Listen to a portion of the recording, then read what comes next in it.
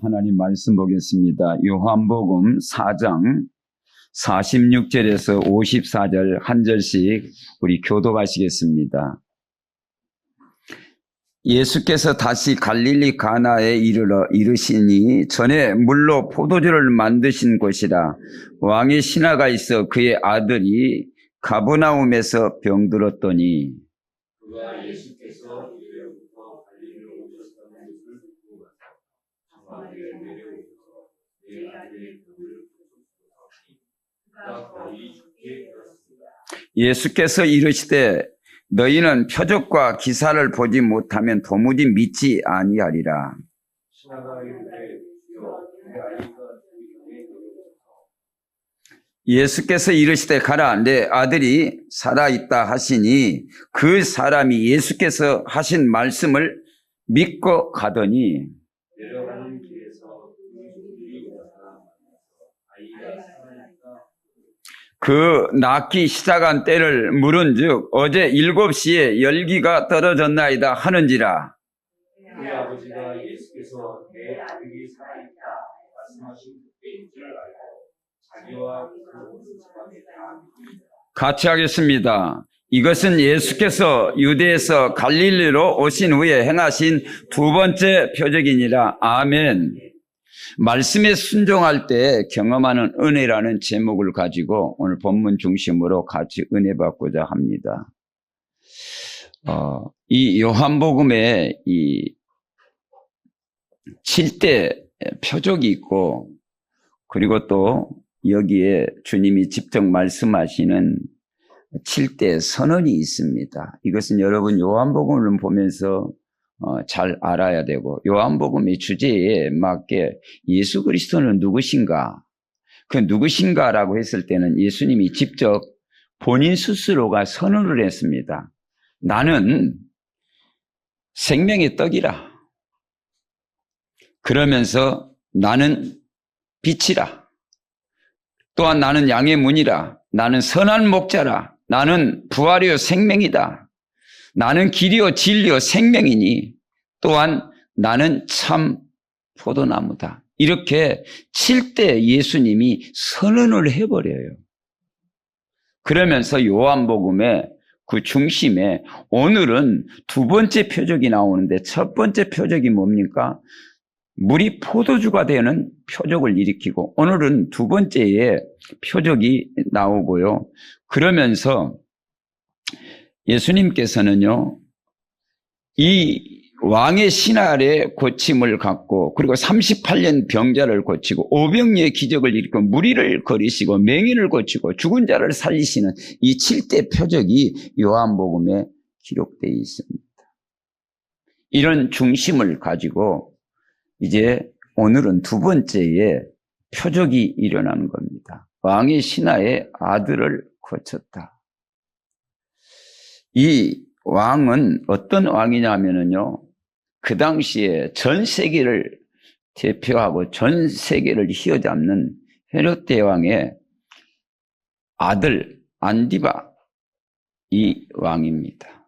갈릴리 베레아 지역의 분봉왕으로 있는 그 시대의 왕인데, 그 아버지가 헤롯 대왕으로서 그 아들의 왕이 누구냐면 헤롯 안디바요.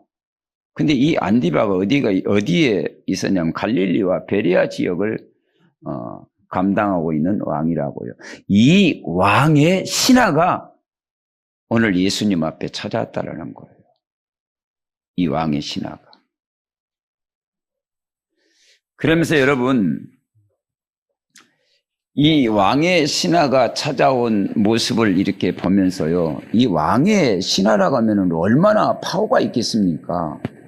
왕의 최고위급 신하인데 거기에 뭐 돈이 없겠습니까? 무슨 권력이 없겠습니까? 거기에 대한 왕의 주치가 없겠습니까? 다 있겠지요. 그러는데도 예수님 앞에 이 사람이 찾아왔다라는 것은 놀랄 일입니다. 이 사람, 이방인으로서. 혹 자는 유대인 중에 한 사람이라고 하는데, 제가 볼 때는 이 본문에서 이 배경을 보면 유대인이 아니요 이방인입니다. 근데 이방인이 찾아왔다라는 건 권력으로도 해결할 수 없고 의술로도 해결할 수 없고 어떤 권세 가지고도 돈으로도 해결할 수 없는 이런 막바지 인생 앞에, 그러니까요, 가버나움하고 가나하고는 거리상 약 30에서 40km 이상이 떨어진 거리입니다. 얼마나 다급했으면 예수님 앞에 찾아왔다라는 게 기적입니다. 얼마나 예수님 앞에 오기 전에 이 방법 저 방법을 많이 썼겠습니까? 그러는데 그 거리상도 오늘 보니까요 7시간 걸렸다고 그랬죠.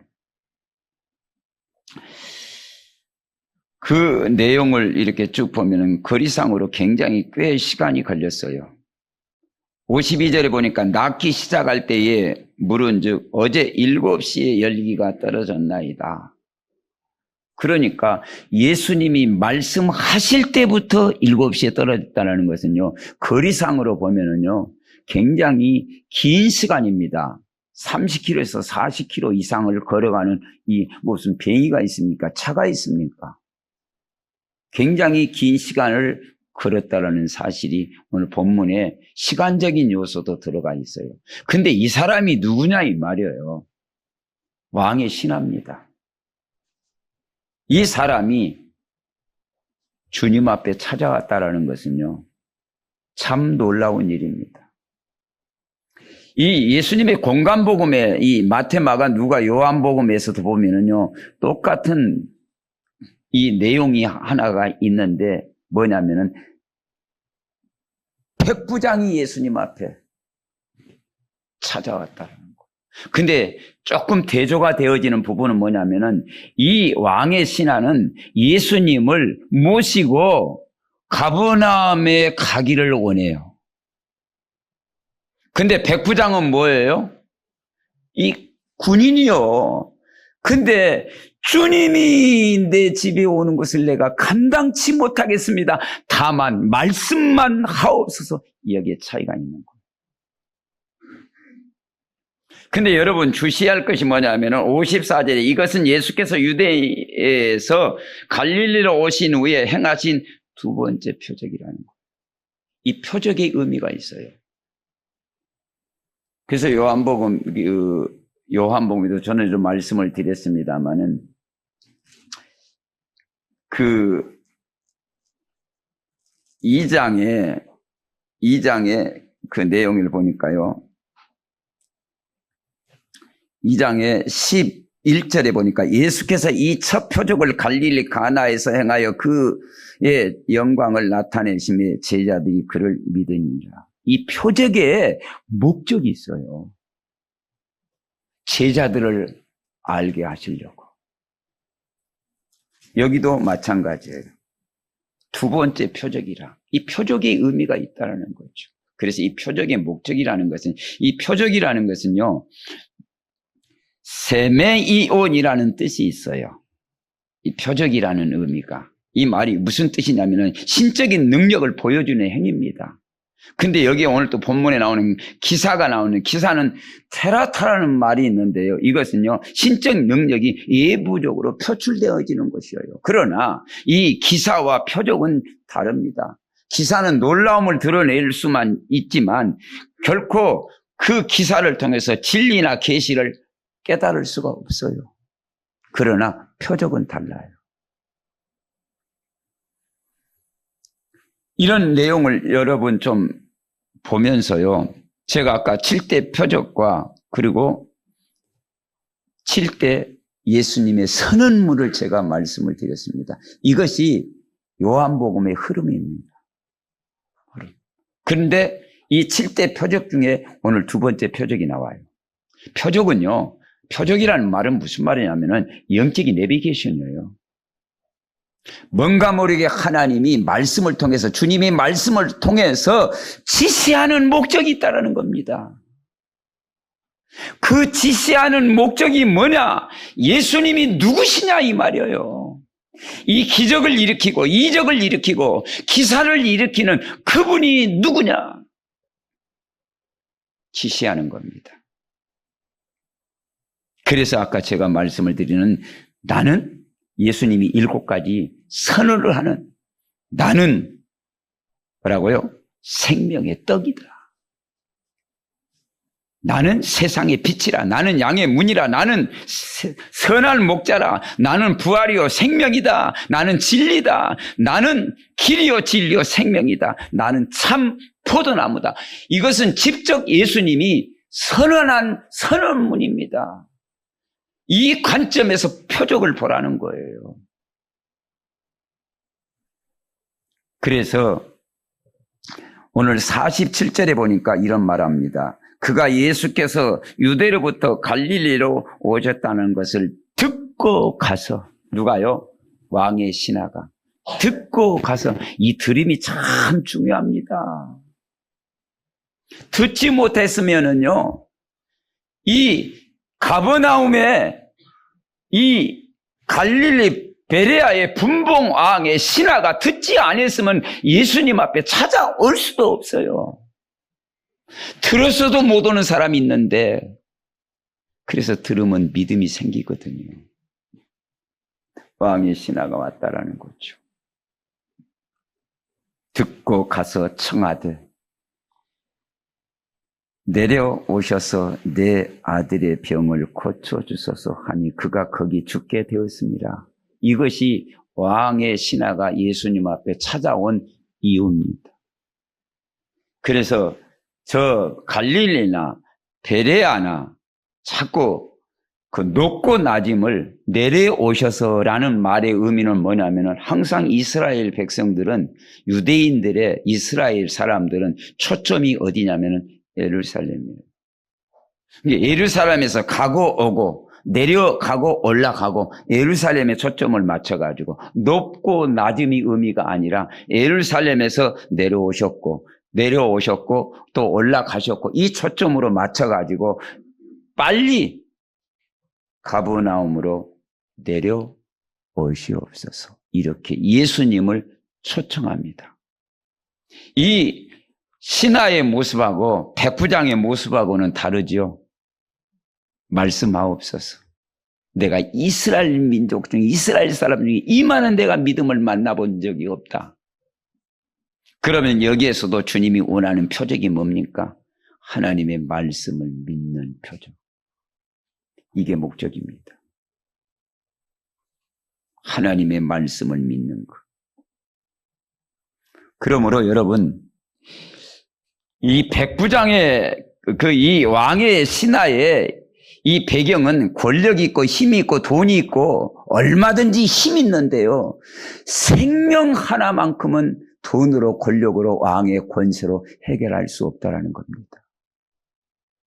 그 관점에서 볼 때에 절망 가운데 예수님을 찾아왔다라는 왕의 신하의 모습입니다. 이게 일대지입니다.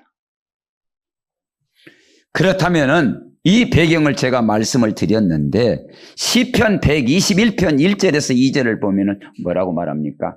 내가 산을 향하여 눈을 들리라. 그렇습니다. 나의 도움이 어디서 올까? 그렇습니다. 나의 도움은 천지를 지으신 여호와께로다. 그 1절을 보니까 천지를 지으신 여호와라. 내가 산을 향하여 눈을 들리라. 나의 도움이 어디서 올까? 이 왕의 신하의 중심의 모습이 뭡니까? 주님 앞에 찾아왔다라는 것은 그 배경에 듣고 왔는데 그 주위의 환경은 내가 왕의 신하인데 왕의 권력으로도 해결할 수 없는 문제구나. 내가 산을 향하여 눈을 들리라. 내가 왕에게 부탁해도 어떤 우술도 어떤 권력도 내 사랑하는 이 아들만큼은, 생명만큼은, 이 문제만큼은 해결할 수 없구나. 그래서 예수님 앞에 왔다라는 겁니다.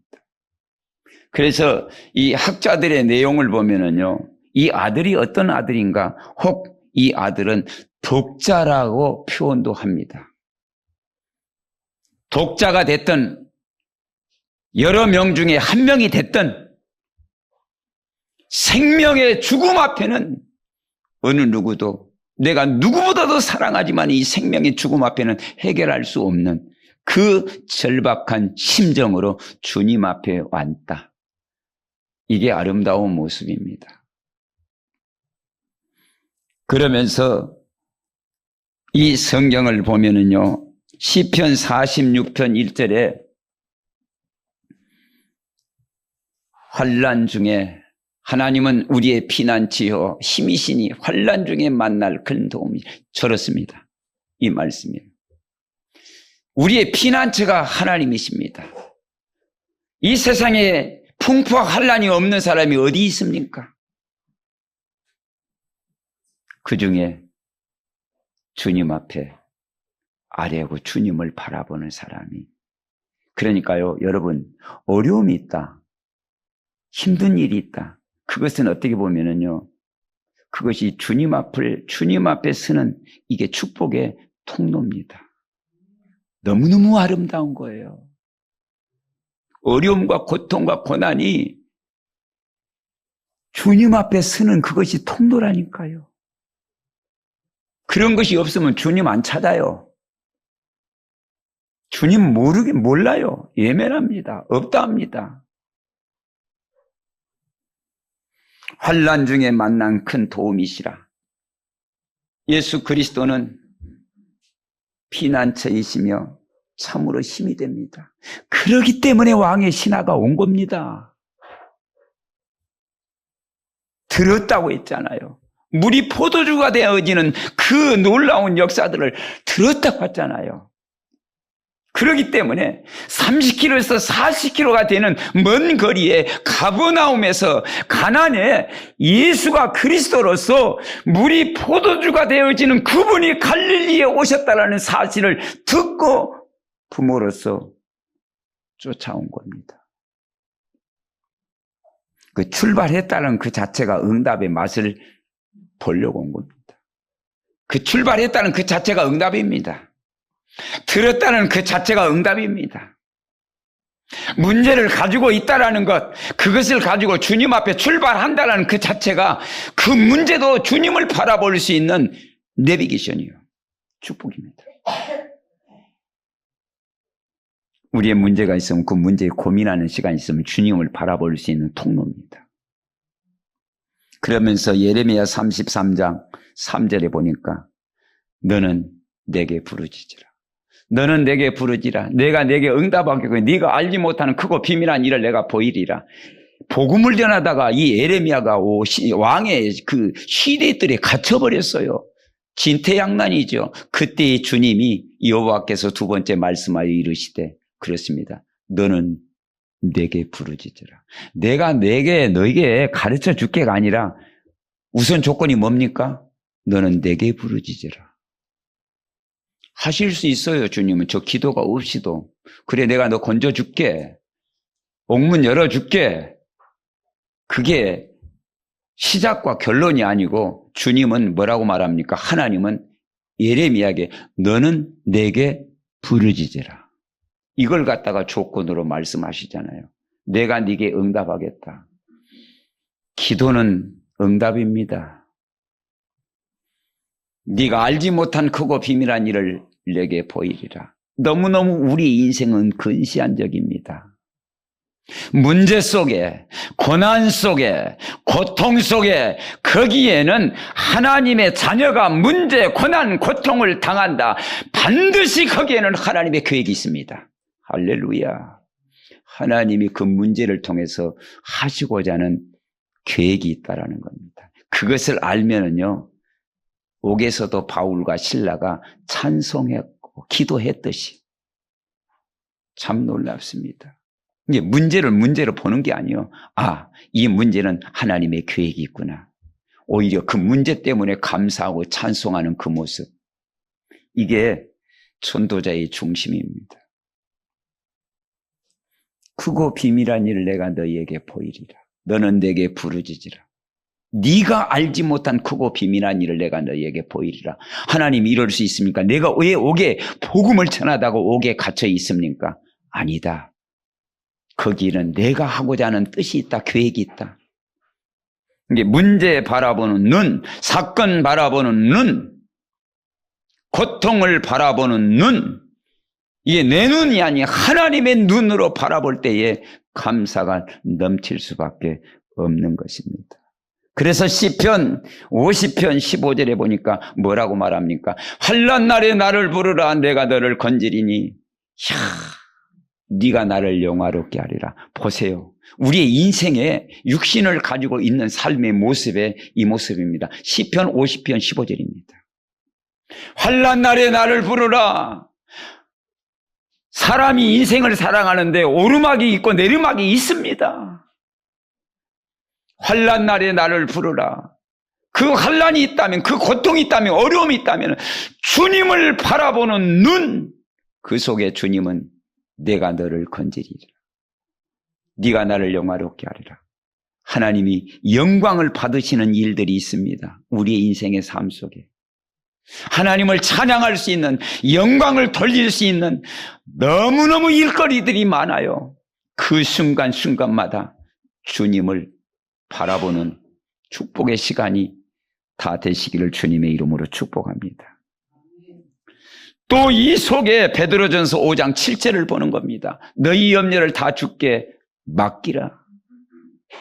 염려가 뭐가 있습니까? 맡기라고 합니다. 이는 그가 너희를 돌보심이니라. 하늘과 땅의 권세를 가지신 주님이 돌보신다라는 거예요. 그분 앞에 맡기라는 겁니다. 저와 여러분이 하나님의 자녀 아닙니까? 맡길 수밖에 없는 하나님이 저와 여러분을 위해서 일하신 일이 있는데 그 일이 뭡니까? 십자가의 죽으심과 부활을 통해서 주님이 저와 여러분을 하나님의 자녀로 삼아 주셨습니다. 그러므로 하나님의 자녀로서 하나님 앞에 저와 여러분의 인생을 맡기는 겁니다.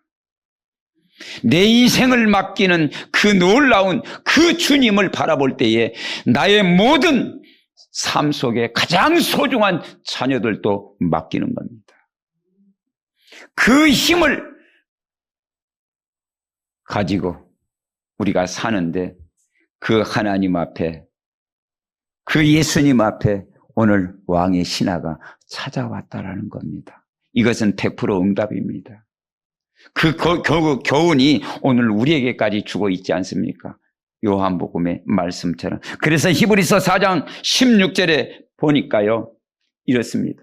그러므로 우리는 궁일하심을 받고 때를 따라 돕는 은혜를 얻기 위하여 은혜의 보좌 앞에 담대히 나갈 것이니라. 궁유를 받고 십자가로 말미암아 구원을 받는 하나님의 자녀를 따라 때를 따라 돕는 은혜 쓰고 시간표마다 은혜의 보좌 앞에 담대히 나갈 축복의 자녀들로 저와 여러분은 부름을 받았습니다. 그래서 시편 20편 7절에 보니까 이렇습니다. 어떤 사람은 병거, 어떤 사람은 말을 의지하나 우리는 여호와 우리 하나님 이름을 자랑하도다. 그렇습니다. 하나님만 자랑하고 하나님만 의지하고, 그래서 그 하나님의 이름을 자랑하는데 빌립보서 2장 그렇습니다. 6절에서 13절에 보니까 주님은 하나님의 형상으로 이 땅에 오셨는데 십자가의 죽으심으로 말미암아 십자가에서 모든 사랑을 다 보여주시고 뭐라고 말합니까? 그러므로 하늘에 있는 것이나 땅에 있는 것이나 땅 아래 모든 무릎을 예수 그리스도 이름 앞에 꿇게 하시고, 그렇습니다. 오늘 시편 20편 7절에도 마찬가지입니다. 여호와의 이름을 찬양한다라는 것, 여호와의 이름을 부른다라는 것, 여호와의 이름으로 흑암의 세력을 꺾는다라는 것, 이 예수 그리스도의 이름으로 말미암아 사단의 세력을 꺾어버린다는 사실, 우리가 믿는 이 하나님, 이 예수 그리스도, 이 놀라운 비밀 누리는 겁니다. 그래서 이 왕의 신하가 이 예수님 앞에 찾아왔다라는 사실입니다. 우리가 힘을 얻고 구원을 받는 것처럼 이 왕의 신하도 아들의 고침을 받는다라는 사실, 왔다는 그 출발 자체가, 듣게 하신 주님이 들었다는 그 자체가 이 사람은 치유받는 응답받을 그릇이 됐다라는 것으로 가버나움에서 가나까지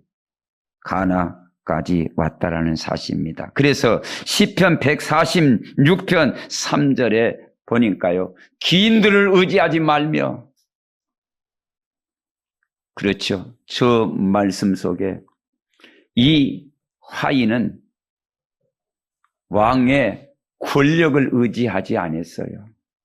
배경도 의지하지 않았어요. 그러는데 시편 146편 3절에도 귀인을 의지하지 말며 도울 힘이 없는 인생도 의지하지 말지니 그렇습니다. 하나님의 도움이 필요하지 그 하나님을 대신해서 도움을 줄 인생은 아무도 없습니다. 그래서 산을 향하여 눈을 들리라 나의 도움이 어디서 올까? 없습니다. 믿음의 주요 온전케 하신 예수만이 있는 것입니다. 이 전능하신 하나님 앞에, 전능하신 예수님 앞에 절망 가운데 있는 이 왕의 신하가 예수님을 찾아왔다라는 것입니다. 여러분, 무슨 문제가 있습니까? 주님을 찾으세요. 오늘 장로님이 기도했던 것처럼 이 사마리아 여인이 우물가에 찾아왔다라는 것. 찾아왔다는 우리가 긍정적인 모습이지만 알고 왔습니까? 모르고 왔는데 이게 뭐예요? 예수님의 기다림의 만남의 축복이 이루어진 겁니다. 우리도 마찬가지죠. 주님을 바라보는 것. 그래서 주님, 이 문제 저 문제가 있는데 수가성 여인이 우물가에 찾아왔던 것처럼 주님, 이 문제도 주님 찾아오시고 이 문제도 찾아오시고 이 문제도 찾아오시고 주님 만나면 안 되는 일이 없습니다. 그러므로 여러분, 두 번째를 보니까요, 이 하인은 이제 반응이 일어나는데 그게 50절입니다. 50절에 보니까요, 이렇습니다. 예수께서 이르시되 가라, 내 아들이 살아있다 하시니. 근데 이 배경을 보니까요, 참 많은 사람하고 차이점이 있어요. 하나가 뭐냐면은 예수께서 이르시되 죽었다고 하니까 고쳐주세요. 우리 집에 오세요. 이러니까요. 예수께서 이르시되 너희는 표적과 기사를 보지 못하면 도무지 믿지 아니하리라. 그렇죠. 사람의 모습이 그래요.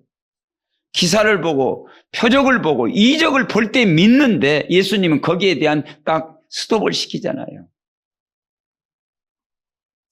표적과 기사를 보지 못하면 도무지 믿지 아니하리. 예수님을 따라하는 사람들이 기적을 보러 따라다녀요. 표적을 보고 따라다녀요. 여러분, 여기서 차이가 있어요. 요한복음 2장하고 차이가 나요. 저는 이 본문을 보면서 참 많은 것을 느낍니다. 요한복음 첫 번째 표적은요, 눈으로 보고 믿어요. 이 본문의 표적은 뭐예요? 말씀을 듣고 믿어요. 주님은 계속적으로 점진적으로 깊이 마음을 어루만져 줍니다. 물이 포도주가 되니까 믿었잖아요. 근데 오늘 본문에는요, 말씀을 들음으로 믿어버려요. 이게 차이입니다. 오늘 본문에서. 그러니까 주님도 지적을 했어요. 너희는 표적과 기사를 보지 못하면 도무지 믿지 아니하리라. 그래요. 근데 이제 이것을 바꿔버려요, 이제 주님이. 신하가 이르되 주여 내 아이가 죽기 전에 내려오세요. 주님이 빨리 가는 이 가버나움으로 주님이 오셔야만 됩니다. 이 사람도 마찬가지예요. 주님이 오셔서 내 자식을 만져주시든지 그리고 거기에서 고쳐주시든지 안수하시든지 해주세요. 근데요, 이제 역전이 됩니다. 주님은 안 가셨어요. 여러분, 안 가셨다니까요. 여러분, 이 말씀 속에 여러분 하나님의 말씀을 믿으세요. 표적과 기적이 워낙 안 믿으니까 표적과 기적을 통해서 믿게 하시잖아요. 근데 믿는데 표적을 믿지, 기적을 믿지, 이적을 믿지 예수 그리스도를 안 믿어요. 근데요, 주님이 말하는 의도는 여기에 반대입니다. 말씀을 믿어라. 이게 우리에게 주는 오늘 메시지입니다. 이거예요. 말씀을 믿어라. 이게 두 번째 표적의 목적입니다. 이 모습을 참 보면서 많은 것을 우리에게 던져주는 바 있는데요.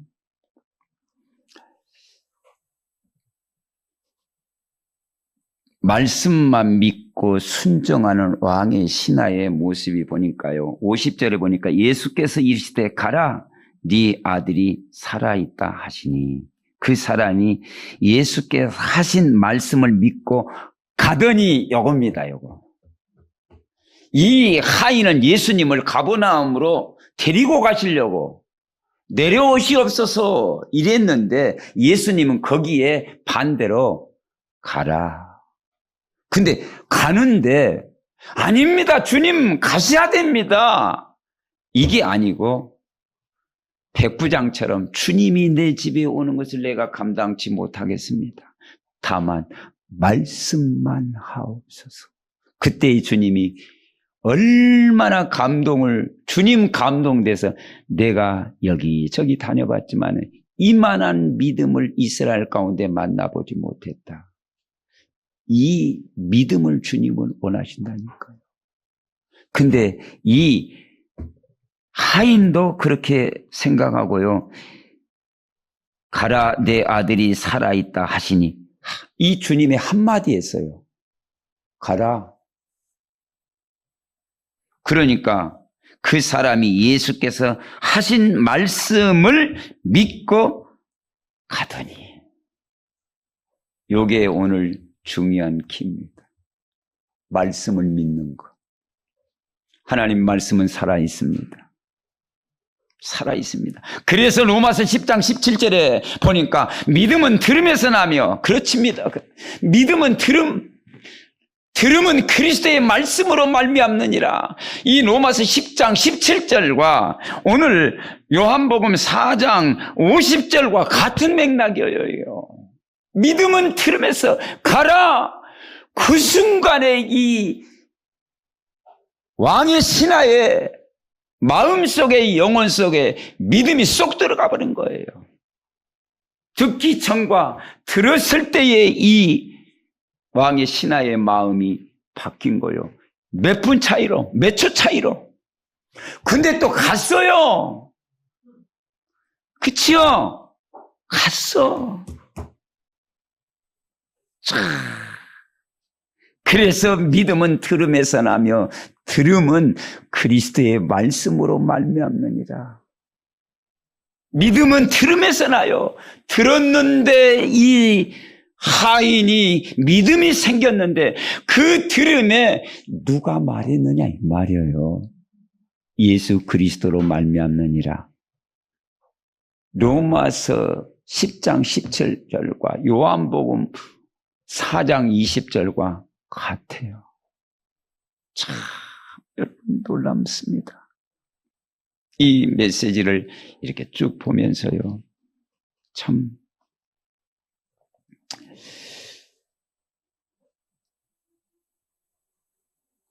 정말요. 그 누가복음 7장 17절에 이 메시지와 또한 마태복음 8장 5절에서 13절에 이 백부장의 믿음과 이 하인의 믿음과 이 공간복음에서 이 병영들의 이 메시지가 참 조화를 이루어요.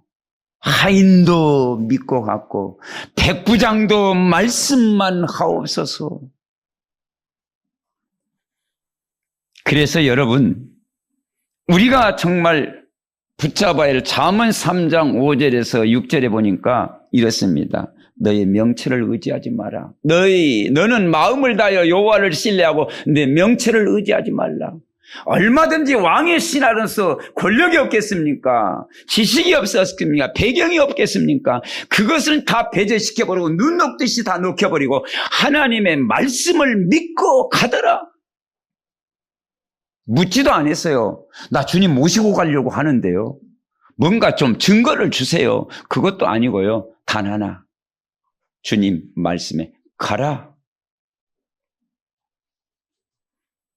네 아들이 살아있다. 이야, 진짜. 이렇게 주님 말씀하시는 것은 주님은 창조주십니다. 주님은 생명의 주인이십니다.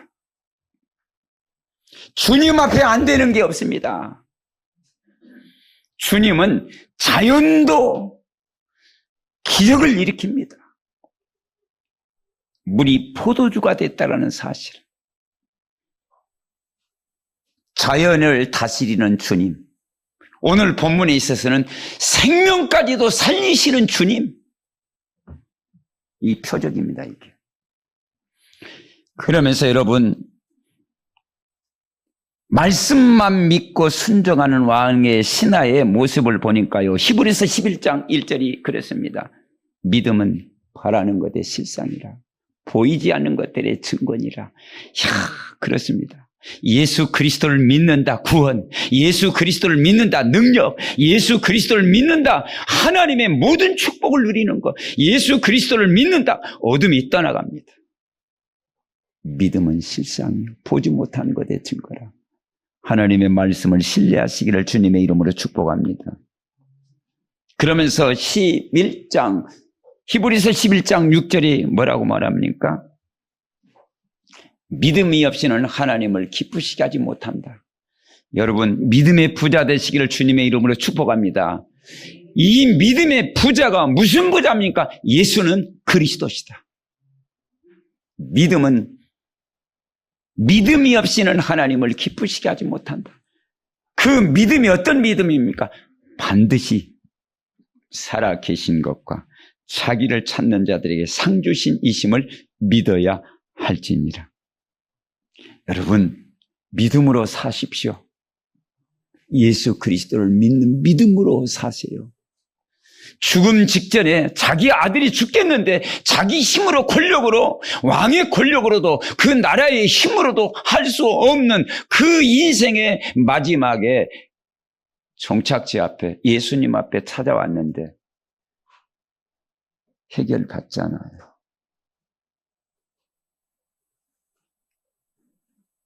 누가복음 5장 5절을 보니까 그렇습니다.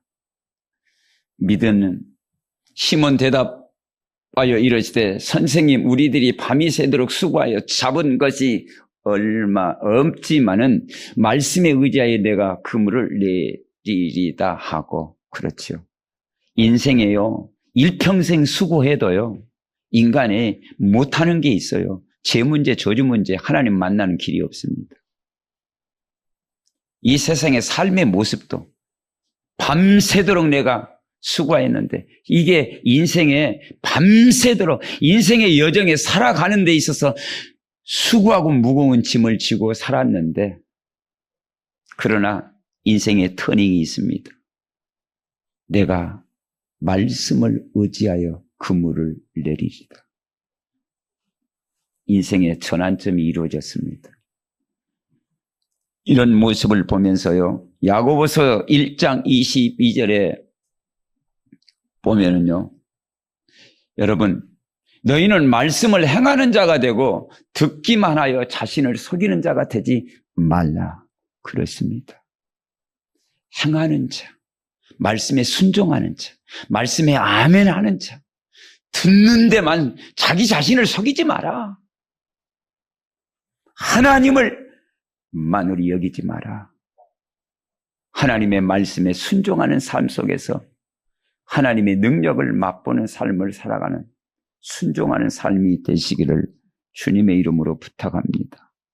마가복음 9장 23절에 24절에 믿는 자는 예수께서 이럴 때 할 수 있거든. 무슨 말이냐? 믿는 자에게는 능히 하지 못할 일이 없느니라 하시니 하나님의 능력을 불신앙으로 제한하지 마세요. 할 수 있거든. 무슨 말이냐? 믿는 자에게는 능히 하지 못할 일이 없느니라. 저와 여러분이 믿는 하나님은 불가능이 없습니다. 24절에 곧 그 아이의 아버지가 소리를 질러 이르되 내가 믿나이다. 여러분, 믿음을 하나님 앞에 고백하세요. 어떤 문제 앞에도, 어떤 사건 앞에도 주님 앞에 하나님의 자녀이기 때문에 믿음을 고백하세요. 하나님은 하실 수 있습니다. 하나님이 왜 이 문제가 이렇게 있는지, 하나님의 계획 속에 왜 허용하셨는지, 하나님의 계획이 어디에 있습니까? 그것을 발견하는 순간 응답 시작이고 축복 시작이고 하나님의 영광의 시작입니다. 그렇습니다. 마가복음 9장 24절을 다시 한번 여러분 보신다면요, 그 아이의 아버지가 소리를 질러 이르되 내가 믿나이다. 나의 믿음 없는 것을 도와주소서 하더라. 그렇습니다. 믿음 없는 것까지 주님 앞에 청구서를 냅니다. 그 고통 중에 있는 그 자식을 주님 앞에 데리고 왔는데 주님은 하실 수 있다. 근데 그것까지도 내가 믿지 못하겠나이다. 나에게 믿음이 없는 것을 나에게 도와주시고 주님은 하실 수 있습니다. 놀랍습니다. 그래서 요한복음 20장 29절에 그렇습니다. 예수께서 이르시되 너는 나를 본고로 믿느냐? 보지 못하고 믿는 자들은 복되도다 하시니라. 오늘날 저와 여러분입니다. 이 왕의 신하는 예수님의 육신을 봤어요. 그런데 저와 여러분은 그 역사적인 사건을 말하면서 우리는 지금 예수님의 성육신하는 믿는 믿음이 있지 육신을 못 봤어요. 그러나 우리가 이 역적인 사실을 우리가 믿는다. 이게 복이라는 거죠. 저와 여러분은 믿습니다. 그러므로 세 번째, 여러분, 능력의 말씀을 확인하는 이제 왕의 신하입니다. 53절에 보니까요, 그렇습니다. 52절에 낫기 시작한 때를 물은즉 어제 7시 열기가 떨어졌나요 하는지라. 그의 아버지가 예수께서 내 아들이 살아있다 말씀하신 그때인 줄 알고 자기와 그의 온 집이 다 믿으니라. 그렇습니다. 예수님이 말씀하실 때, 그때와 그리고 7시에 열이 떠났다라는 그 사실과 이 가는 도중에 왕의 신하가 확인을 한 거예요. 그러므로 말미암아 가서 온 가정이 예수를 믿는 겁니다. 여러분, 이 왕의 신하는 표적을 통해서 예수를 이제 믿었는데, 다시 말하면 문제 사건은 해결을 받았는데 그것으로 멈추는 것이 아니라 문제 사건을 통해서 예수까지 믿어버렸어요. 온 집안이. 이게 축복입니다. 그렇기 때문에 문제는 문제가 아니라는 거예요. 그 문제 속에 하나님은 구원의 계획이 자신뿐만 아니라 관계된 모든 사람을 하나님은 구원하시고자 하나님은 계획이 있었다라는 겁니다. 이 아들의 문제로 인하여 자기가 믿어지고 그리고 온 식구들이 구원을 받고, 이게 두 번째 표적이라는 겁니다. 그래서 시편 이사야 55편 11절에 보니까요, 이렇습니다. 내 입에서 나가는 말도 이와 같이 헛되이 내게로 돌아오지 아니하고 나의 기뻐하는 뜻을 이루며 내가 보낸 일에 형통함이라. 하나님의 입에서 나오는 모든 말씀은 다 이루어 나가십니다. 성취됩니다. 저 하늘에서 구름 속에 비가 내리고 토지를 적시고 파종하는 자 종자 모든 양식을 준 것 같이 내 입에서 나가는 말은 내게 헛되이 돌아오지 아니하고 나의 뜻을 이룬다. 그래, 주님이 이 왕의 신하에게 가라, 살아있다, 그 말 한마디가 창조의 능력의 말씀입니다. 주님의 말씀. 그러면서 민수기 23장 19절에 하나님은 사람이 아시나니 거짓말을 하지 않으시고 인생이 아시나니 후회가 없이도다. 어찌 그 말씀한 바를 행하지 아니하시며 하신 말씀을 실행하지. 하나님은 거짓말을 하시는 분이 아닙니다. 그 말씀을, 사람은 거짓말을 할 수 있어요. 환경 따라서, 사건 따라서, 유익 따라서, 손해 따라서. 근데 하나님은 말씀을 거짓말을 안 씁니다. 누가복음 1장 37절에 하나님의 말씀은 능하지 못함이 없느니라. 이 말씀을 붙잡는 겁니다. 하나님의 말씀은 만물을 창조하신 말씀입니다. 그래서 여러분, 이 말씀 속에 시편 107편 20절에 보니까요, 그가 그의 말씀을 보내어 그들을 고치시고 위험한 지경에서 건져 말씀을 보냅니다. 말씀만 하십니다.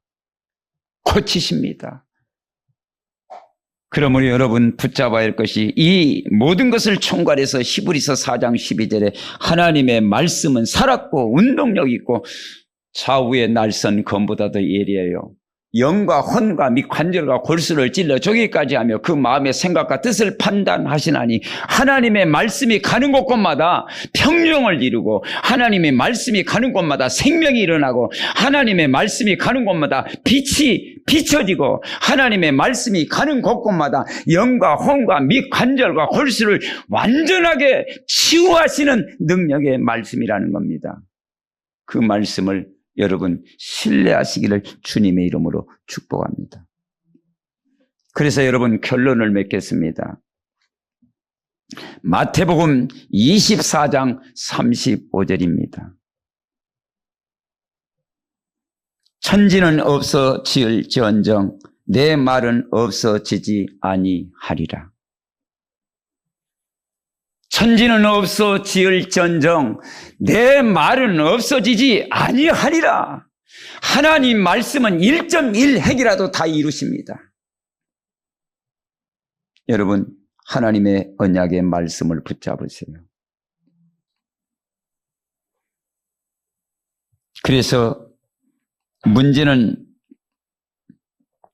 예수께 나오는 모든 사람들은 전부 다 위로받고 힘을 얻습니다.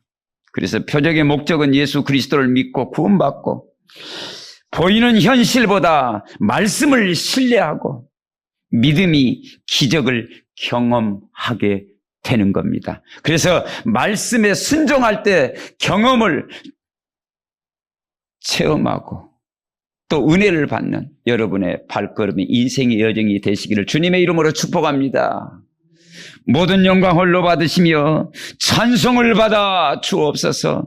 지금도 말씀하시고 지금도 말씀을 성취하시는 전능하신 하나님 아버지, 주의 말씀은 내 발의 등이요 내 길의 빛이라. 우리의 영혼 속에, 우리의 마음 속에, 우리의 생각 속에 하나님의 복음의 말씀으로 가득가지고 완전 무장하여 일어나 빛을 발하는 예수가 그리스도이심을 증거하는 저희들 모두가 되게 하여 주옵소서. 예수 그리스도 이름으로 축복하며 감사 기도하옵나이다. 아멘.